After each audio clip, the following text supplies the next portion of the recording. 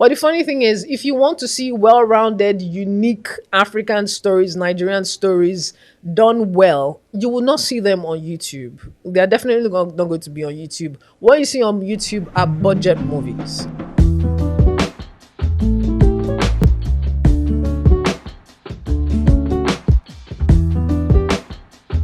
Hi.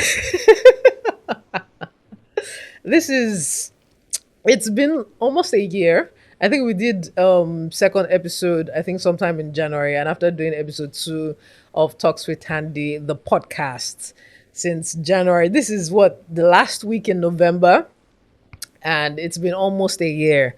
I'm finally back to continue this podcast after people have gingered the hell out of me to the point where I had to start gingering myself to do it. Now, the plan was to actually have guests come on, and so it can be more of a conversation as opposed to just me talking, because that can be exhausting and might also get boring for you, whomever is watching.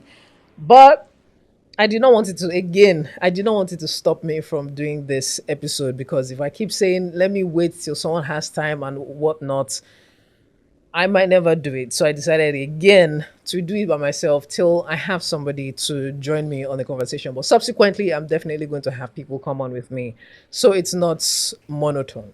All right. But yeah, welcome again. I am Thandie, if you've forgotten. But now, and also, one of the reasons why I decided to, stop for a bit was because I needed some form of bearing for this podcast. At first, the first episode I did was like an introduction to me, Thandie. I wouldn't say to what the podcast is about, because I just did a thing, right? It was a start anyhow type of situation. Episode 2, it was responding to a video that I saw. And this, I kind of wanted my podcast to be directed towards something. And now that I know, I kind of have fallen in love so deeply with arts and culture, I'm like, you know what? Why not make the podcast about that? Why not elaborate on film, cinema, books, literature, music, art that you've started to really, really enjoy? So yeah, that is what I'm going to be focusing on the podcast now. And I hope it turns out to be nice. And I hope I get people that are also interested in what I'm interested, so we can have really good conversations around these things and not just make noise. But yeah, but before I get into anything, I like talking about what I'm reading. And I'm currently reading right now Dealing with the Dead by Alen Mabanku. Now, that book was one of Ake Festival's book for 2025. And look, I haven't actually gone far because I just started it. I recently just read The Chibok Girls again by Helen Abila because of what is currently going. I'm going to get into that. There's a reason I'm holding this book right here. I'm going to get into that. But that's what I'm currently reading. And what I'm watching Damascus. It's I think African American. Yeah, it's an African American show that is really funny, and it's on Tubi. So if you're in Nigeria and you want to access Tubi, you have to use a VPN. It's a free platform, but you have to use a VPN because it's not accessible in Nigeria. And if you want to get it elsewhere, it's piracy. And I actually do not like encouraging piracy. So that show, Damascus, is a very funny Black American centric kind of sci-fi comedy. I do not want to say much about it. It's just 6 episodes. I'm enjoying it. And I feel like the creators of that show need more funding as opposed to the usual Tyler Perry type of movies where we get the typical stories that we're very tired of. But somehow Tyler Perry Studios gets a lot of funding. And I feel like creators like the ones that made Damascus, they need more funding so people can see their kinds of stories because they're really, really good.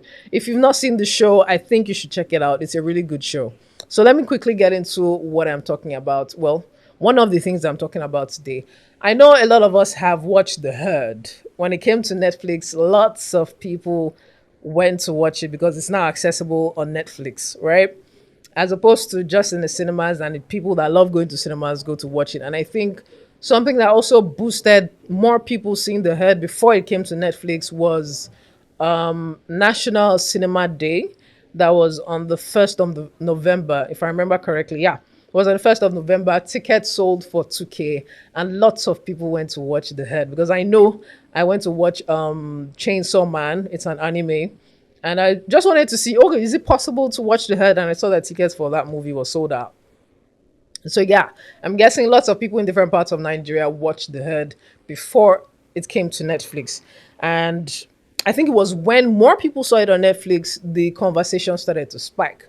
Why? I think we're already familiar with some of the discourses around it, just like to some extent what happened with Brotherhood in terms of representation of culture and representation of ethnic groups and tribes, right? In The Herd, there was a lot of talk around and debates around why it was Fulani, why it was Hausa and Fulani people that were the kidnappers, or why were they were the real perpetrators of the crime in the movie or the major crime. But I don't know. It's very obvious in the movie that it was not only Muslims but Christians as well were also criminals in the movie, and it wasn't only the Hausas. But the reason I brought this book out was because I feel like there's a lot of history to insurgency in the north, or people's stereotype of thinking the Hausas or the Northerners are the ones always behind any form of crime, some types of crimes. Because of course in the movie there was cattle that was used to, aid the kidnapping. Right. So the whole idea was, oh, it's definitely Fulani herdsmen that they're using as the criminals, as the kidnappers. But it goes way back. This whole idea or the stereotype that was formed, it goes way back. And there's a lot of history and stories behind that. And that's why I brought out the Chibok girls, because I had to go back to that. I read this book years ago, but I kind of wanted a refresher of what is in the book because it was released in 2016. And at the moment, we all know we're currently facing, see, mass kidnappings in different parts of the north, the middle belt, and all of that. And I feel like reading this book would give some form of context to why we think or why we believe that the Northerners are the ones behind some of these crimes. Of course, that is what is on mainstream media. But there is more truth to the story, and you would see it in this book. It's not just limited to, oh, the Northerners, the Islamists, the Islamist jihadists, and all of that. Yes, they have a part to play, but it's not 100% the truth. And I feel you should read. I don't want to say, oh, in the book he explained or Kinikon, because the full title of this book is The Chibok Girls, the Boko Haram Kidnappings, and Islamic Militancy in Nigeria. Not even in northern Nigeria, in Nigeria. So I think this is a book that people need to read. It's, even if you're not a reader, it's like 80 pages thereabout. It's a very quick read, and it would educate you really quickly. And so that sometimes when we're talking about these debates of why is it this way and why is it that way, we'll have some context with the nuance around the conversations that we're having or the complaints that we're having. When the writers of this film were trying to put this thing together, I think they were very aware of the fact that there are different sides of the story, but regardless, this story has to be told and people do need to pay more attention to what is going on around. Besides the fact that we are currently facing a very mass and scary wave of kidnappings in Nigeria right now, the base of the movie The Herd did not start today. It did not start yesterday, it did not start last week. It did not start as of the point where they decided to make the film or even write the story. And I think sometimes when we're trying to defend cultures and defend where our religion and whatnot, we really need to probe why we're questioning the stereotypes, because those stereotypes already exist. It's just like saying, the Yorubas, they do this, they are known for this, they are known for, okay, this, let me mention the mundane pepper. We love pepper so much, or we love amala and ewedu so much, this is our thing.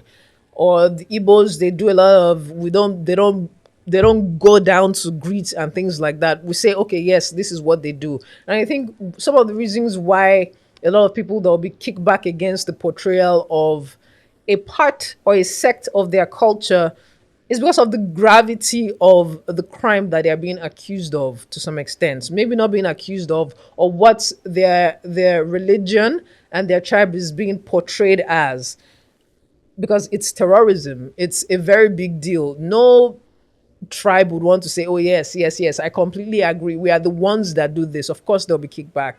And I think the makers of the movie they heard were very aware of that, and that's why they put a disclaimer at the beginning. And that is why they also made a situation where there are different tribes that I think even more than the big three, there were other tribes in the movie that were not speaking any of the big three languages, and they were there in the film, causing one form of ruckus or the other. And it's just not just limited to the criminals, even the regular people, everyday people, how tribalism comes into play in different aspects of our lives. It's a packed movie.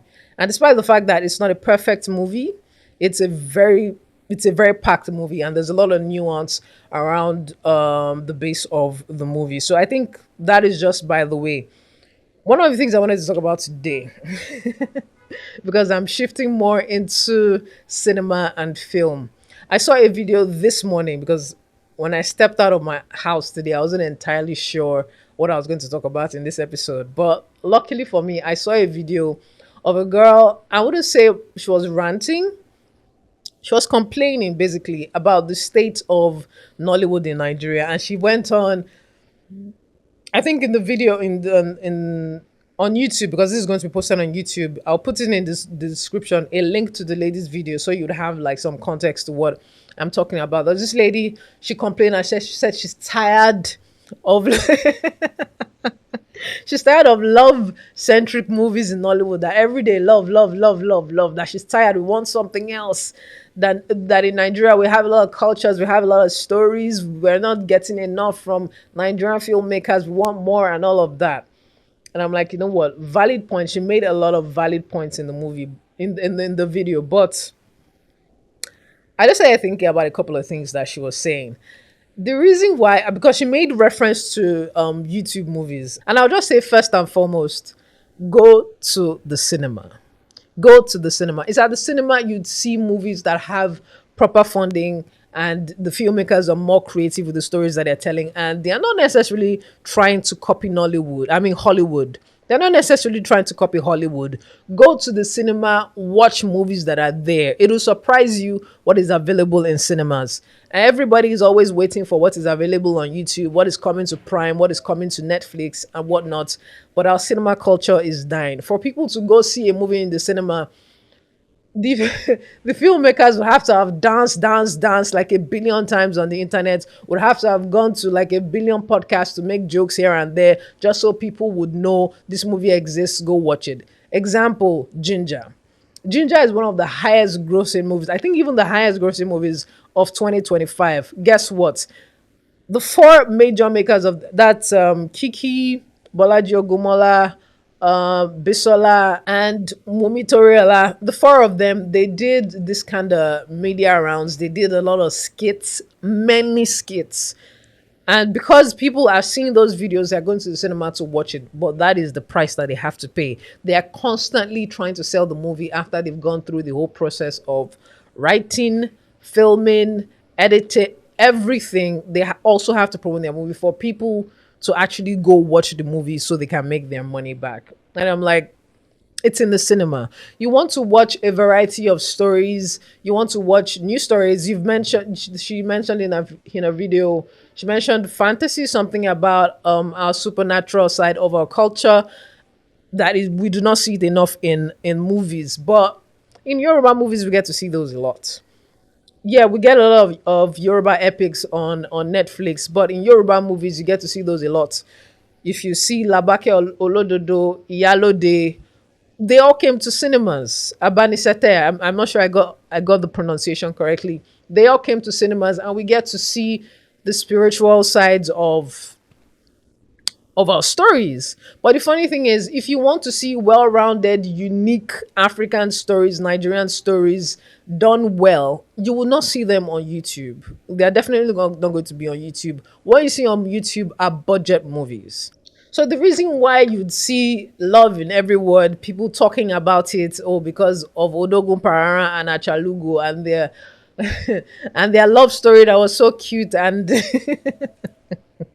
and backed up with a lot of money, everybody talking about that. It's interesting to watch because That is what the market likes. And that is why there was a part two, because people loved it so much they had to do a second part that then had a lot of sponsors. Sponsors that adverts that we saw in the videos that we had to complain that there were too many, because yes, because people saw, organizations saw that if they put their money into the making of a film or their brand is promoted on that film, people will definitely watch it. Filmmakers are very aware of the fact that there is a market for what people like to see, right? And when they clock that, okay, it's like people like this kind of content, they would want to do more of it. And that's why on YouTube, you'd see a certain standard of movies, you see a certain kind of storyline, and they are usually revolving around the two or three kinds of storylines: rich man, young poor girl, or one office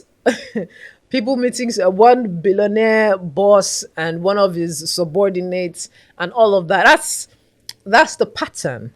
And people keep watching it, and whenever they comment, oh my god, I love this so much, they're definitely going to want to do more because they believe this is what people like. So I think, as much as we want to start saying that we're tired, I don't think we are saying we're tired enough. Because a huge part of our problem with consuming movies in Nollywood, in Nigeria, is the audience. Of course, the filmmakers have the task of creating something good, directing or writing a very good story, but it's still the people that are going to watch it. So if they make something that people do not watch, of course, no, they're not going to want to make that again. Despite the fact that a few people will come and say, oh, we need more nuanced stories, we need more unique stories, we have stories, oh, please, more, something different. This year, we got Osamede, which was an epic fantasy from Benin. All right. It was set in, I think, 1897, about the British invasion of the Benin Kingdom. That was the base of the story. And then Osamede was this powerful young lady that was kind of on this form of journey, right? That movie came to cinemas. I don't think it was in cinemas for more than 3 weeks, or let's say four weeks, a month thereabouts. It had to leave cinemas because not many people were watching it. Maybe they could have done more publicity. Maybe more things could have been done online for people to see that story. But it was a movie that was actually well made. It's not without its flaws, but it was well made. And people needed to see that kind of story. But no, people aren't going to the cinema to go watch that. They're going to the cinema to watch celebs, right? Which is another problem that we have in Nollywood. It's you are more likely to see people go to the cinemas to watch a movie because Kid Wire is inside or because MC Jollof is inside. I'm sorry. As opposed to a lady or a man that has started to learn the craft of acting and storytelling, you're more likely to see more people come to the cinemas to see a particular celeb or a star actor, as opposed to someone that is actually really good but does not have a name yet. And it's the audience that makes things happen. That is exactly a problem that we're also looking at. We are also a part of the problem, right? If we very recently, I watched at Ake Festival, there was a screening for this movie, When Nigeria Happens. And I remember when I started watching the film, I think like 10 minutes into the film, I'm like, oh, looks really, really good. I like the story. I didn't get in the full picture of the story, but I liked how it started. And I just thought, if this movie came to cinemas, it's not going to make a lot of money. People are not really going to see this movie because what? No celebs inside. There was no A-list star inside, but it was a good film that was well made with a very important story. Actually, I'm going to make a video about the film. I'm actually going to make a video about the film, and I'm going to make my movie club also watch it when the time is right. But yeah, the audience is also the problem, right? Anytime something comes to Netflix, or there's a reason also, there's a reason why Netflix left Nigeria. I don't know if we're ready to get into this conversation of piracy. There's a reason Netflix left Nigeria. Before we're getting, if you haven't noticed, or if you do not follow the news on what goes on with Nollywood, you would notice that we do not get a lot of Netflix, what they call it, commissioned movies and series on Netflix anymore that are partnerships between Netflix and a Nigerian production. We don't get those anymore because what, Netflix is no longer in Nigeria and piracy is one of the problems. So even if something in the cinema is really good and is going to come to a streaming platform, guess what? Piracy. People will start uploading it on sites on Telegram and all of that. See, this is a whole conversation on its own, but it's also one of the problems. It's not like Nollywood is going through its own evolution. Nollywood is in process, and I'm here for it 100%. It's not all the movies that are in cinemas that are very good, but there are some that are really good. Go to the cinema and discover something. It will surprise you. And sometimes I would want to blame the filmmakers as well because they do not make a lot of noise about the movies. You just go to the cinema one day and you see that there are like two, three movies that are going to be released the following week, and you're wondering, I haven't heard about this movie.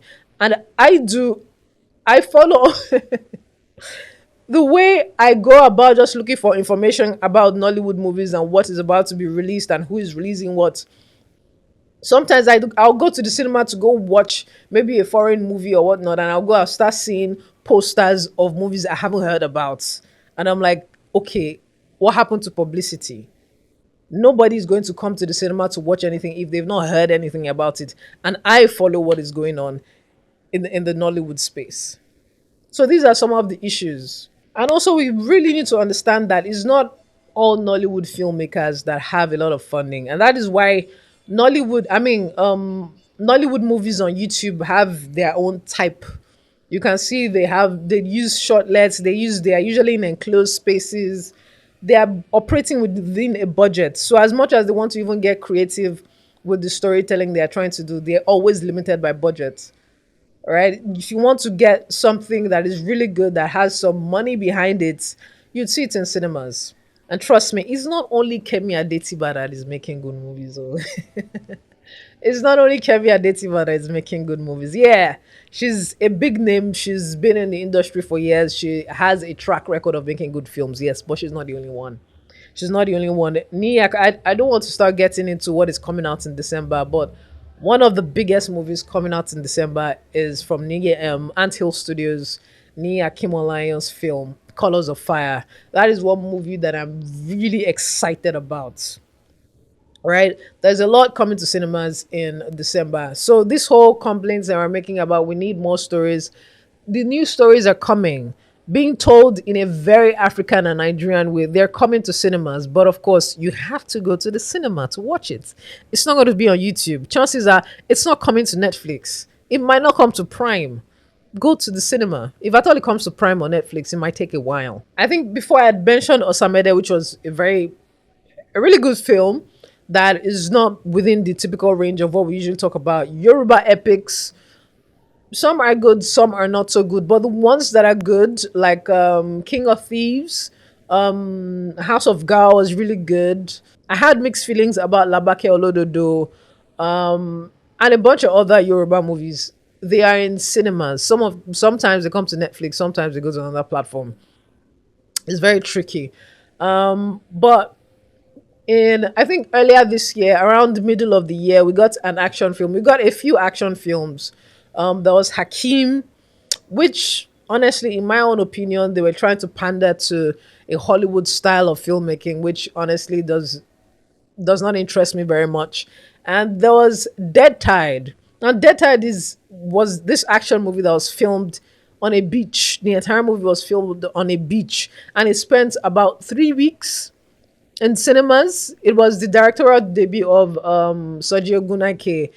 People that watched the movie knew that they could tell from the action sequences that, okay, there was great efforts that was put into the making of this film. So it's not just about, and that is usually the reason why I would say sometimes if there are no big names, and one of the reasons why it did not stay in the cinemas for so long or people were not really watching it is because star power. There weren't a lot of A-list stars in the movie. Not like there was an acting problem or issue in the movie. It's just they were not celebs in the movie. And that is also one of the problems. I already mentioned that already. So I think before we start complaining about, oh, Nollywood movies are not telling really diverse stories and we're very diverse, which is true. We also need to look at what we're telling the filmmakers that we like. If we keep responding very positively to all the basic love stories with the usual stereotypes, don't keep making more of that. They would actually keep making more of that. But we need more films that would spike more conversations. Like earlier this year, I mean, a couple of months ago, we got My Father's Shadow, which was a fantastic film. We've had really good films come to cinemas this year. But guess what? Many of us aren't going to the cinemas to watch it, and that's why we keep complaining that, oh, we're seeing the same thing on YouTube. Oh, Netflix is, we do not have a lot of interesting movies coming on Netflix anymore, and all of that. Let's go to the cinemas. We need to revive our cinema culture. Have more conversations about the movies showing in cinemas.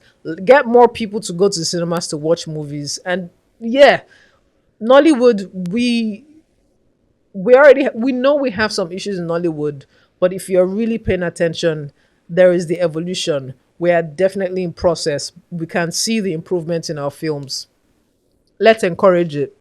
Let's go to cinemas. Let's watch those movies and let's actually talk about them. And I think that's the major thing that I want to talk about today. Next week, by God's grace, there's going to be a guest on this podcast. Y'all see, just wish me the best. If you just wish me the best. And this, I'm going to put clips of this on TikTok, on Instagram, on YouTube. This is also going to be on YouTube, and because it's the podcast, is also going to be on Spotify. I'm saying all these things now so that if you do not see it on those places, you can come and hold my neck somewhere, because I'm Thandie on TikTok. I'm Thandie Abigail on Instagram. Follow me. I don't know. No, follow me. Okay. On Instagram, I talk about books, literature, and I'm starting to also talk about movies on Instagram too.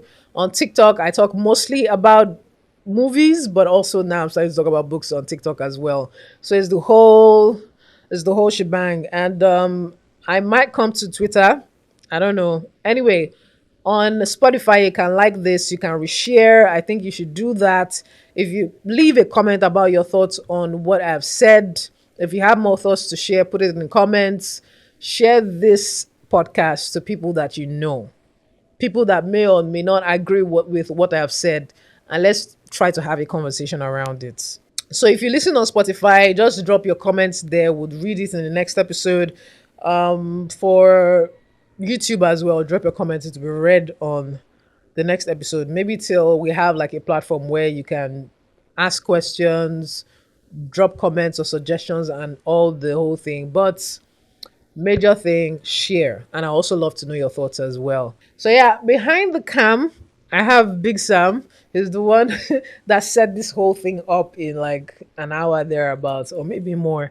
But yeah, Big Sam is the one behind the cam, and he's a creative director, a cinematographer, a talent manager, and all this. He's very talented.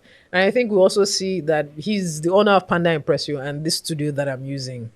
So yeah, also follow the guy. So yeah, thank you very much for listening. If you watched till this point, thank you very much, and see you in the next episode. Ciao.